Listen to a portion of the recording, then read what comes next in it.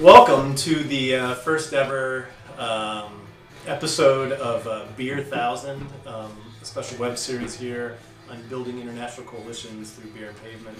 I'm joined here today with my friends Jeff Hello. and Jarrett.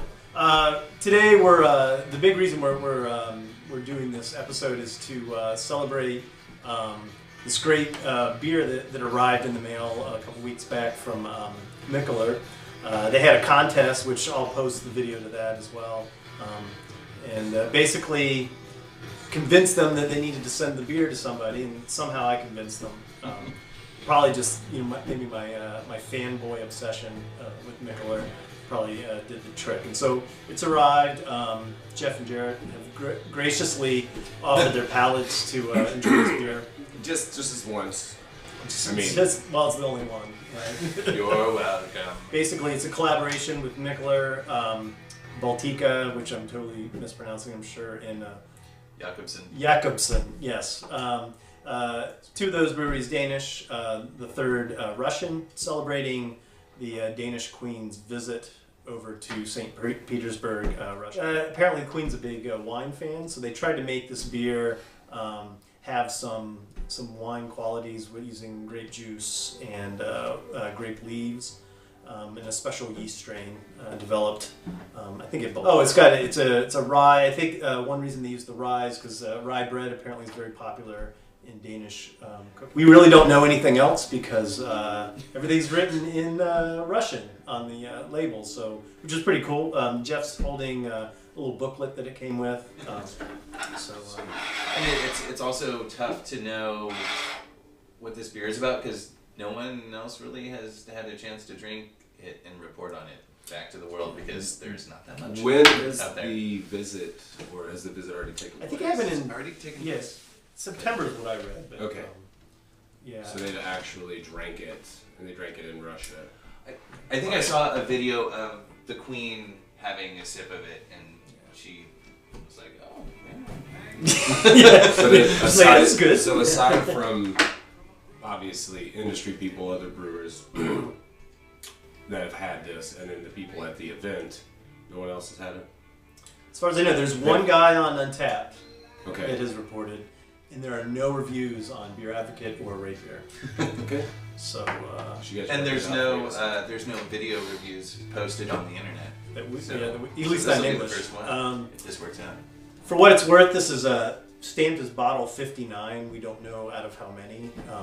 There are 3 leading zeros. No, 6. It's 4. There's 6 digits if you look close enough. So there's 4 leading zeros and then the 59. So there could be as many as 100,000, 999,000. I like how we're going about this forensically. I think that'll work out well.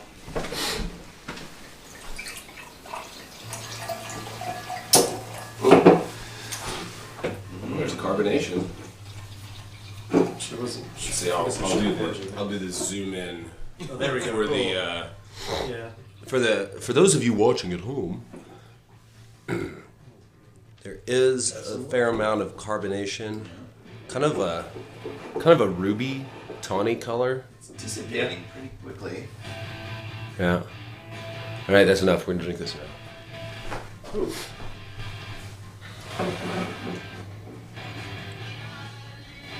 I get the grape.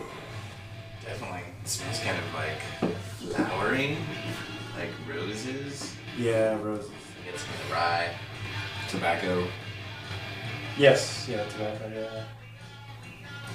I can always smell these things, I can never identify them. Yeah, tobacco and grape. And the booze. I get that. Yeah, and it's a 9.5, so it's pretty boozy. A little bit of alcohol heat. Alright, you ready? Yeah. Cheers. Cheers. Cheers to the Queen of Denmark. Yes. Good job, Queen. It's definitely rye. Definitely grape.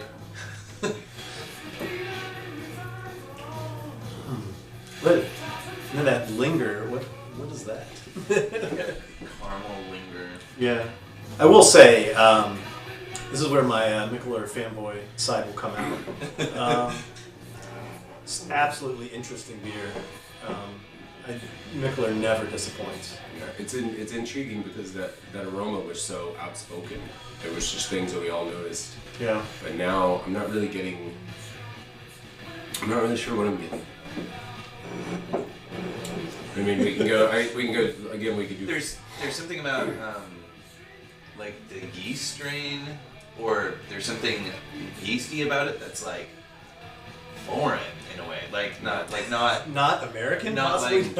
not like Belgian foreign, But not not like necessarily Belgian, English right. foreign. It like it Uniquely- almost like uniquely Danish. And with a little bit of Russian. Right. Technically, I'm getting forensically. I am getting. I would say it's like medium to light medium body. I guess so medium to light medium body. Not really viscous. It's not sitting around on my tongue. A little bit of spiciness, but just for a second.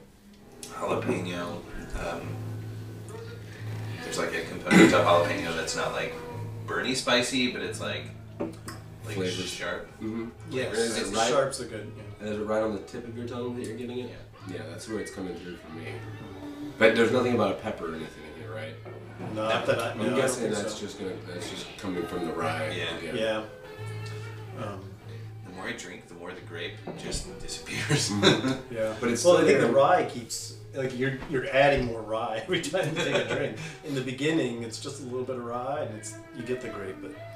But the grape is definitely still there in the nose. I could definitely see though how this beer would appeal to a wine drinker because it's not so right. It's beery, you know. It's Carbonation is, Yeah. the carbonation is the big biggest thing. thing that But a it lot of wine drinkers that are strictly wine drinkers, that's the thing that they have the issue with is the carbonation. So I suppose mission accomplished. Right? Nice work. It is Yeah. a rye wine. Yeah. Well done. I feel very honored to have a chance to have this and share it with friends. We will probably continue drinking it, and especially as it warms. In the meantime, in the background, and I'll add some tracks or something towards the end of the video. We're listening to Guided by Voices. Let's Go Eat the Factory, their latest release. First in a long time, featuring the so-called classic lineup. So, Bob and the boys got together and decided to do it like they used to do it. There's quite a bit, I don't know if you can hear in the background, there's quite a bit of lo-fi involved, but definitely they went into the studio for a few of these tracks. Reminds me a ton of B1000, Allen and Lane's era, Guided by Voices. It's a little uneven, but I don't know, it's good for nostalgia, He said pretty much what I was going to say. Yeah. After listening to it for the last week and a half or so, incessantly in the car, at home on the turntable, iPod. I've burnt like 5 or 6 copies and given them out to all my favorite people. Sorry, Bob. Trust me, I buy your stuff. I support you. Bob just isn't watching this. It's all right. You never know.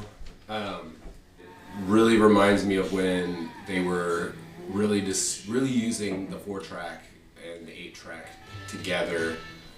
But there are elements of like the Magnificent Earwig era. I will say this for the album though. There's some tracks on here that like really would have fit in really well mid-90s, mid-early 90s. Oh, yeah, I know. I've been listening to it a ton.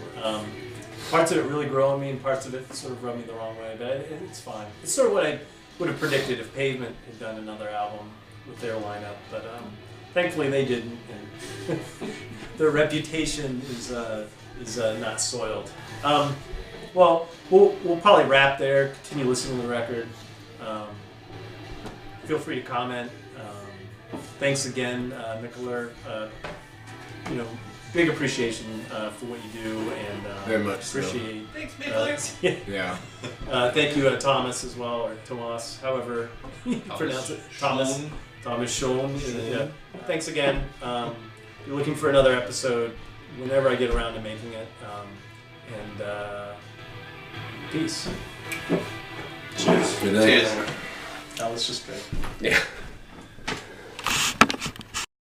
How's your life a cycle compared to your next rival? A 59 revival, 1,005 survival, then disregard unthinkable and be like the unsinkable.